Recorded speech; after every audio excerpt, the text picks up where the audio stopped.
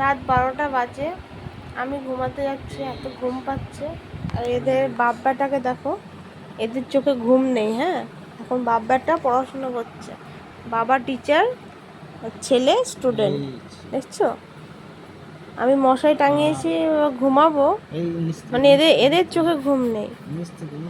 আমার আমার এত ঘুম পাচ্ছে, মানে কি বলবো, লাইট জ্বলছে, ঘুমাতে তো পাচ্ছি না। এই অত্যাচার দেখো, সহ্য হয়? ঘুম থেকে সকাল সকাল উঠতে হবে, কি বলবো। এখন